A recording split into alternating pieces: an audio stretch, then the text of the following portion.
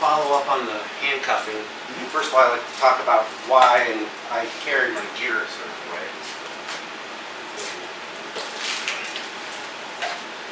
By my agency's policy, I have to have all my defensive equipment and weapons and tools on my duty belt. Handcuffs have to be on the duty belt. Flexi likes to teach, I'm left-handed, but Flexi likes to teach offhand handcuffs. What did your academy teach? Same thing? My academy taught both hands. They recommended a front carried either on the vest or in front of the duty belt that you can access with either hand. Okay, no, and I'm a big fan of that. And on a lot of times, and I'm sure you've seen this too, a lot of cops now are carrying a pair in their outer vest. Yeah. So I'm allowed to add to my outer vest. I just can't. My taser has to be on my belt. Gun, of course, that's I would hope universal. Yeah. Baton, where you see a lot of other agencies now, all their shit's moving to their vest, and that's good because it helps relieve the back issues. But it's also from a control tactics point of view. I'm sure you've seen it too, where you've got this layer. You look like a combat soldier, and so I wonder how practical sometimes that can be, because how many times you've seen that shit just explode.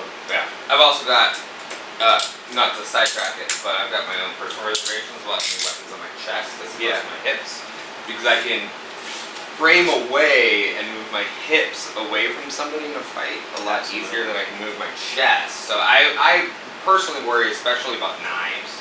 The officer with knives up here. Yeah, I've seen them also in the duty belt, like right in the front. I would concern about getting in a tussle with somebody and then getting in a struggle over that weapon and not having a really effective way to control it and control my attack. And we've done that drill where we put weapons in our pockets and stuff, and we're supposed to try to get to it. Now, I don't think it's right. I don't think it's wrong as far as which side. Whereas I agree that they should be accessible now, just because of you getting so much crap on your belt. I just put them behind my gun here, and my concept, my mindset is it's different from what Flexi teaches, or I can't remember what DPSSD taught me way. That was in 2000 when I went there. But I like to have. You shouldn't be cuffing unless you have control. It's like in jiu-jitsu, no position before submission. You've got total control. Now I'm going to access my cuffs and try to cuff them. And so in that case, I like to have them in my strong hand, because if you have adrenaline kicked in, your dexterity is better with your strong hand. It doesn't mean it's right. That's just what I think.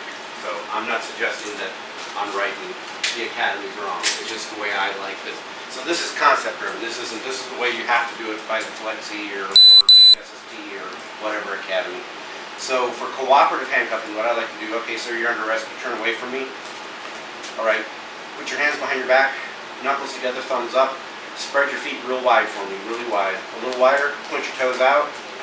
Yeah, and you're bending over at the waist slightly.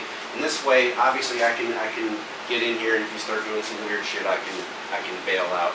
And just like the twist lock series that we do, I like to come in and shake your hand, and I automatically get control of the knuckles. And that way, if you jump up and instantly got you in a twist lock, and I might not be able to keep you here, but I'm in a pretty good position now to react to you pushing away. Get to my battle belt. Oh, I'm sorry, that's gonna go. Your battle belt? Oh no! Oh, now you want to be a soldier, not just a cop. Yeah. My duty belt. So. Bat belt. Yeah, my bat belt. I'll be a superior. So I like to literally take it away, and I'll tell them if they start moving the other hand, leave the other hand there. And then I've got my strong hand because I'm left-handed. It doesn't really matter. Now, I practice this a lot. Some people argue that you should be doing the lock with your strong hand. I practice these techniques a lot because I'm pretty universal. So then I'll get that cuff on. Now, handcuffing in general, there's always a weak spot in every handcuffing technique. It's that transition between this cuff and that wrist. If you're going to get froggy, that's the time you're going to do it. So with the chain cuffs, I'll loop them out here and I'll say, give me your other hand, and just as I'm talking to him, I'll grab it, and I'll double lock, and go from there, pat him down, what have you. But I've never seen a technique that, although I've seen people like grab the faders, and with hinge cuffs, at the same time. And I've done that. I used to actually carry hinge cuffs pretty regularly. Somewhere along the line I stopped, just because the chains are a little more flexible, a little more versatile. But I can do that with these, like go ahead and turn away and we'll just set up, yeah. I can, a lot of times with the hinge, I can, boom, and they're on. Alright, That's fine. and so that's not wrong either, it's just that you can't really do that well with the hinge or with the chain cups. So that's my philosophy about cooperative. No different than, if you, same difference, but maybe it's a higher level threat, and my gun is out. And I was like, okay, turn away from me, get down on your knees, put your hands in the air. Okay, cross your ankles, sit on your ankles. All right, and then I might do one of these things where if I'm by myself, a lot of times I am, I'm seeing if you have anything. All right, put your hands behind your back, knuckles together, thumbs up. Put that gun away.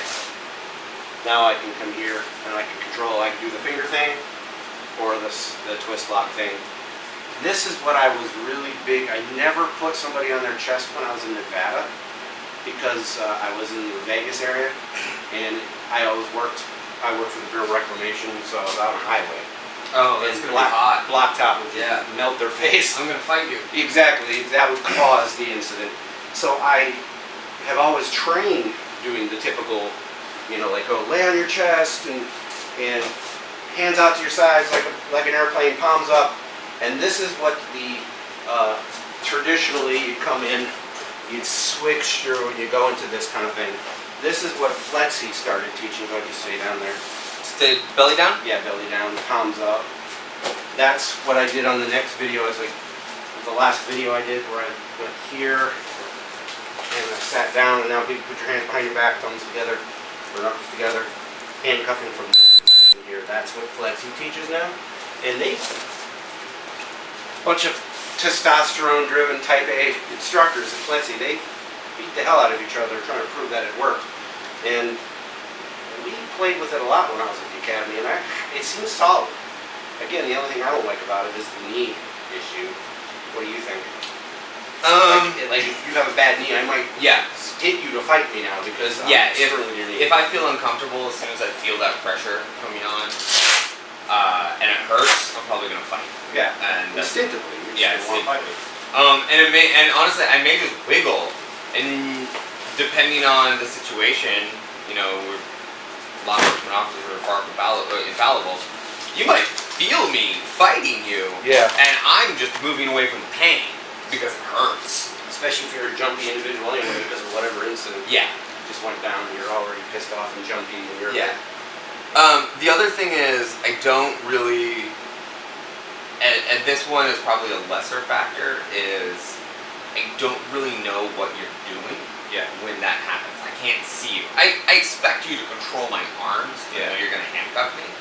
If you start grabbing my legs and wrapping them up, I don't know what's going to happen. It's very different. Yeah, it's very different. I don't know. So if I'm a career criminal who's been handcuffed the same way multiple times and suddenly you sit on my legs, I might have. That might freak you out. That might freak me out. I agree. And like I said, that's something, that's the tangential side. I mean, we're not trying to pick the technique apart. It's just we're always looking at the pluses and minuses of everything. I've liked the technique. I have to say I've never used it in the field because maybe it's just because I was in the career path for so long prior, and on a felony car stop, it was always like walk back to the sound of my voice, get down on your knees, and I just do the kneel one. I've never had them spread out. I find that there's a very narrow window of opportunity to use a solo officer, high risk handcuffing position. I don't know exactly your experience with it, but most of the time my experience being that scenario, I had multiple people there. Yeah, you're in the city. And I've got multiple people, we can, have person on the legs, person on each hand, and then have a really strong The classic felony stop where you've got multiple police cars, you got one guy running the mic, and that's my experience. got an arrest team basically scooping them up. Yep.